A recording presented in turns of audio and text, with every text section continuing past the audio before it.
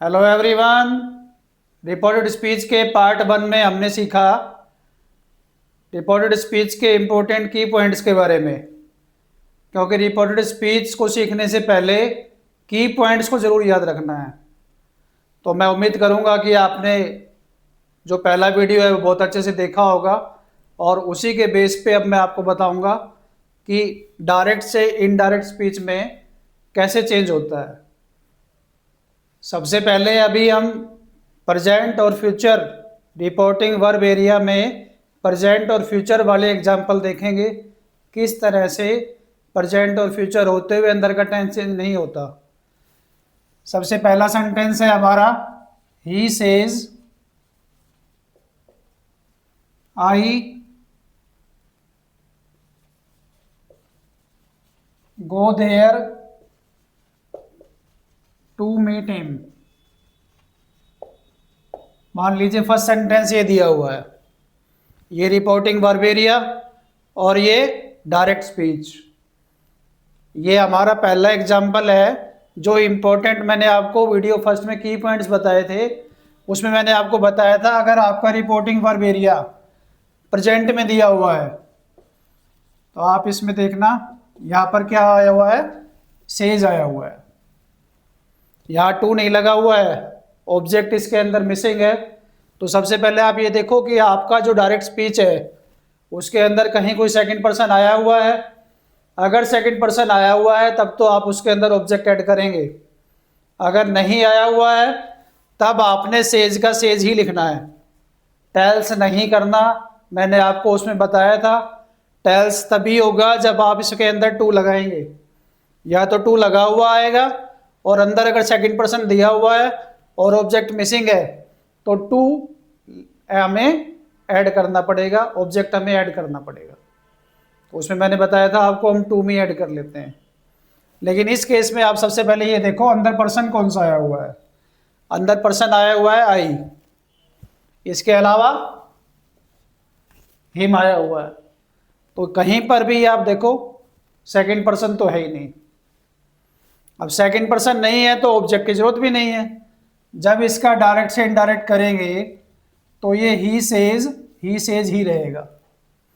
उसके बाद आप देखिए लास्ट में जाइए, फुल स्टॉप लगा हुआ है क्योंकि हमें ये इनवर्टेड कोमा हटाना है। इनवर्टेड कोमा हटाएंगे तो क्या लगाएंगे, डेट। आई है first person change according to subject. Subject में क्या दिया हुआ है, ही, तो यहाँ पर क्या आ जाएगा, ही। अब यहाँ आई था इसलिए गो है। अब नया सब्जेक्ट हमारे पास आया है ही, तो ही के साथ तो गो आएगा नहीं, तो क्या आएगा, गोज। ईएस लग जाएगा, he goes there to meet him. ये आपका हो गया इनडायरेक्ट स्पीच। कैसे चेंज हुआ, बाहर क्योंकि प्रेजेंट था इसलिए अंदर का जो टेंस था, यानी कि ये जो वर्ब की फर्स्ट फॉर्म थी ये हमने चेंज नहीं की। वर्ब की फर्स्ट फॉर्म में ही है, इसका टेंस चेंज नहीं हुआ। कारण ये था कि ये रिपोर्टिंग वर्ब एरिया हमारा प्रेजेंट में है। इसमें एक चीज आपने ये सीखी कि यहाँ पर हमारे पास सेकंड पर्सन नहीं था तो ऑब्जेक्ट मिसिंग केस में अगर ये रिपोर्टिंग वर्ब एरिया के अंदर सेज दिया हुआ है या से दिया हुआ है या विल से दिया हुआ है या सेड दिया हुआ है, तब आपने उनका टेल्स और टोल्ड नहीं करना है अगर अंदर सेकंड पर्सन नहीं दिया हुआ हो। तो अगर दिया हुआ है और ऑब्जेक्ट मिसिंग है तब आप उसके अंदर ऑब्जेक्ट ऐड करके तब उसको चेंज करेंगे। दूसरा एग्जांपल देखिए फ्यूचर का, ही विल से, इसमें मैं ऑब्जेक्ट लगा देता हूं, he will say to me they are not coming today. ये है आपका डायरेक्ट स्पीच में, he will say to me they are not coming today. इसमें ये चेंजिंग वर्ड भी आया हुआ है ना, जो मैंने आपको बताया था, today will change into that day. तो ये भी आप सीख लेंगे कि अगर आपका रिपोर्टिंग वर्ब एरिया प्रेजेंट और फ्यूचर में है तो इन वर्ड के हम क्या करें, इन वर्ड्स को भी चेंज करते हैं या नहीं करते हैं। तो सबसे पहले आप ये देखिए, यहाँ पर आया हुआ है से टू, यानी कि यहाँ पर ऑब्जेक्ट दिया हुआ है, यहाँ पर से के साथ टू आ गया ना, तो say to will change into tell. क्यों? क्योंकि लास्ट में क्या आ गया, फुल स्टॉप आ गया। तो ये आपका हो गया ही विल टेल मी। ये तो हो गया आपका रिपोर्टिंग वर्ब एरिया चेंज। अब आप इन्वर्टेड कोमा हटाएंगे तो क्या लगाएंगे, डेट। दे कौन सा पर्सन है, थर्ड पर्सन, नो चेंज। अब बाहर क्योंकि फ्यूचर है तो अंदर का tense is am are will not change, is am are will be in is am are. दे है आपका सब्जेक्ट, तो यहाँ भी दे था और यहाँ भी दे, क्योंकि थर्ड पर्सन है, ये चेंज नहीं हुआ, तो यहाँ पर आपकी helping verb as it is रह गई। अगर आपका पर्सन चेंज होके यहाँ पर ही आता तब आप उसके साथ इज लगाते, टेंस वही रहता, is am are helping verb आपके नए सब्जेक्ट के अकॉर्डिंग उसमें से हम चूज करके वो यूज करते। अब क्योंकि यहाँ थर्ड पर्सन था इसलिए आर का आर आ गया। They are not coming today, यहां हमने ये वर्ड भी चेंज नहीं किया। ये मैं आपको बता रहा था कि टेल करने के लिए से के साथ टू होना बहुत जरूरी है। अगर दिया हुआ है तो ठीक है, और सेकंड पर्सन है तो हमें ऐसे ऐड करना पड़ेगा। सेकंड पर्सन नहीं दिया हुआ तो से का से ही आ जाएगा। अगर यहाँ पर ये नहीं होता, इतना ही होता, he will say they are not coming today, तब यहाँ पर क्या आ जाता, ही विल से, तब यहाँ पर टेल नहीं आता। और मी तो जैसे इसमें आता ही नहीं तो हम मी नहीं लगाते, तो इतना ही आता, ही विल से। इस कंडीशन को अच्छे से सभी बच्चों को समझना है। ये आपका फ्यूचर का हो गया और ये आपका हो गया प्रेजेंट का। ये दो एग्जाम्पल आपके सामने हैं जो आपने की पॉइंट्स में सीखे हैं। रिपोर्टिंग वर्ब एरिया में प्रेजेंट और फ्यूचर के एग्जाम्पल सीखने के बाद अब आपको ये सीखना है कि रिपोर्टिंग वर्ब एरिया में अगर पास्ट टेंस आ जाए तो ऐसा कौन सा नियम है जब पास्ट टेंस होते हुए भी डायरेक्ट स्पीच के अंदर जो सेंटेंस आता है उसका हम टेंस चेंज नहीं करते हैं। ये बहुत ही इम्पोर्टेंट रूल है और इसमें बच्चे अक्सर एग्ज़ाम के अंदर गलतियां करते हैं। तो इसमें आपको सीखना है, सबसे पहले आपको ये ध्यान रखना है कि अगर आपका रिपोर्टिंग वर्ब एरिया पास्ट में दिया हुआ है, पास्ट में दिया हुआ है तो यहाँ जो आपके पास डायरेक्ट स्पीच आएगा उस डायरेक्ट स्पीच में कौन सा नियम ऐसा है जहां आपको टेंस चेंज नहीं करना है। इसमें सबसे पहले आप देखिए, कोई भी सेंटेंस आपका यूनिवर्सल ट्रुथ में आ गया। यूनिवर्सल ट्रुथ का मतलब है जिसको सभी सच मानते हो। ऐसा सेंटेंस रिपोर्टेड स्पीच के अंदर अगर आपको मिलेगा जो यूनिवर्सल ट्रुथ का होगा तो बाहर पास्ट होते हुए भी अंदर का टेंस चेंज नहीं होगा।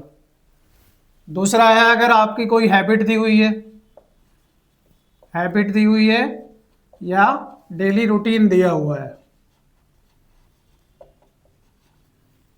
हैबिट या डेली रूटीन, तब भी टेंस चेंज नहीं होगा। उसके बाद देखिए हिस्टोरिकल फैक्ट,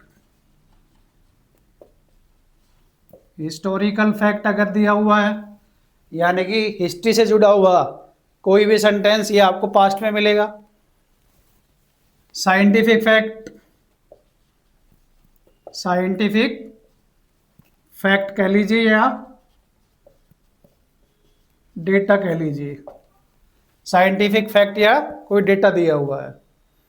इन कंडीशन में रिपोर्टिंग वर्ब पास्ट में होते हुए भी आपको जब आप डायरेक्ट से इनडायरेक्ट करेंगे तो ये नियम फॉलो करते हुए आपको टेंस चेंज नहीं करना है अगर आपके सेंटेंसेस इसके अकॉर्डिंग आए हुए हैं। तो एग्जाम में देखिए किस तरह से सेंटेंस आता है। जैसे मान लीजिए ये सेंटेंस आ गया, आपको पहचानना है इनमें से वो सेंटेंस किसका दिया हुआ है। ये आ गया Gandhi led the freedom movement, Gandhi led the freedom movement. इस सेंटेंस को पहचानना है आपने। एक सेंटेंस तो ये दिया हुआ है। दूसरा सेंटेंस देखिए, he said water boils at 100 degree Celsius. एक सेंटेंस ये है। थर्ड सेंटेंस देखिए, she said I drink coffee daily. ये तीन सेंटेंसेज हैं आपके सामने। तीनों में से आप बताइए कौन सा सेंटेंस किस पोर्शन का दिया हुआ है। इस सेंटेंस को पढ़ने से आपको पता लगा कि ये सेंटेंस आपका हिस्टोरिकल फैक्ट का है, और हिस्टोरिकल फैक्ट आएगा तो उसके अंदर पास्ट टेंस आएगा, यानी कि वर्ब की सेकंड फॉर्म आएगी। हिस्टोरिकल फैक्ट केस के अंदर पास्ट टेंस पास्ट में ही रहेगा, उसका टेंस चेंज नहीं होगा। यहाँ देखिए आप, ऑब्जेक्ट मिसिंग केस है, ऑब्जेक्ट नहीं दिया हुआ, और आपके पास पर्सन भी थर्ड पर्सन है, अंदर सेकंड पर्सन नहीं है, तो आपको ऑब्जेक्ट की रिक्वायरमेंट भी नहीं है। इस केस में आपने टू मी ऐड नहीं करना है, ऑब्जेक्ट ऐड नहीं करना, आपने सेड का सेड ही रखना है, टोल्ड नहीं करना। इन्वर्टेड कॉमा हटाएंगे तो क्या लगाएंगे, डेट, क्योंकि लास्ट में क्या आया हुआ है, फुल स्टॉप आया हुआ है। यहाँ डेट आ गया। Gandhi third person, no change, ये मैंने आपको बताया था, यही वर्ब रहेगी सेम जो यहाँ पर वर्ब की सेकंड फॉर्म दी हुई है, यहाँ भी सेकंड ही रहेगी। लेट द फ्रीडम मूवमेंट, आज़ादी का जो आंदोलन था वो गांधी जी ने चलाया था। तो ये आपका सेंटेंस हिस्टोरिकल फैक्ट था। हिस्टोरिकल फैक्ट होने के कारण इसमें चेंज आया केवल डेट का, वो भी आपने यहाँ से जब इसको डायरेक्ट से इनडायरेक्ट किया और इनवर्टेड कोमा यहाँ दिया हुआ है उसको हटाएंगे तो हम डेट लगाते हैं। सेकंड सेंटेंस देखिए, he said water boils at 100 degree Celsius. इसमें से किसका सेंटेंस दिया हुआ है? ये साइंटिफिक फैक्ट है कि पानी 100 डिग्री सेल्सियस के तापमान पर उबलता है, तो ये साइंटिफिक फैक्ट है। वाटर क्या है, third person, no change, object missing है, ऑब्जेक्ट की आपको ज़रूरत भी नहीं है, तो आप क्या करेंगे, ही सेड ही लिखेंगे। इनवर्टेड कोमा हटाएंगे तो क्या लगाएंगे, डेट। ये आ गया आपका सेम, बिल्कुल कोई चेंज नहीं होगा इसमें, यानी कि जो वर्ब की फर्स्ट फॉर्म दी हुई है बॉयल्स, ये बॉयल्स ही रहेगी। ये मैंने आपको बताया हिस्टोरिकल फैक्ट दिया हुआ है तो वो पास्ट में आएगा। अगर आपका यूनिवर्सल ट्रूथ दिया हुआ है, अगर आपकी कोई हैबिट दी हुई है, कोई डेली रूटीन दिया हुआ है और साइंटिफिक फैक्ट दिया हुआ है, साइंटिफिक डेटा दिया हुआ है, तब आपका प्रेजेंट के अंदर रहेगा वो। इसके बाद लास्ट सेंटेंस देखिए, she said I drink coffee daily. उसने कहा मैं रोज़ कॉफ़ी पीती हूँ। ये सेंटेंस है आपका हैबिट का, डेली रूटीन का। तो इसी में से ही, इसी टेबल से लेते हुए आपने देखा कि यहाँ भी हैबिट का सेंटेंस आया हुआ है, तो इसमें आपने टेंस चेंज नहीं करना। तो इसमें चेंजमेंट क्या क्या होगा, सबसे पहले तो ये देखो, आई फर्स्ट पर्सन आया हुआ है, सेकंड पर्सन है नहीं, ऑब्जेक्ट मिसिंग है, तो रिपोर्टिंग वर्ब में क्या चेंज हुआ, सी सेड ही रहेगा। उसके बाद इनवर्टेड कोमा हटाएंगे तो क्या लगाएंगे, डेट। अब पर्सन चेक कीजिए, फर्स्ट पर्सन आया हुआ है, फर्स्ट पर्सन को सब्जेक्ट से चेंज करना है, सब्जेक्ट ये है, तो यहाँ पर क्या आ गया, सी।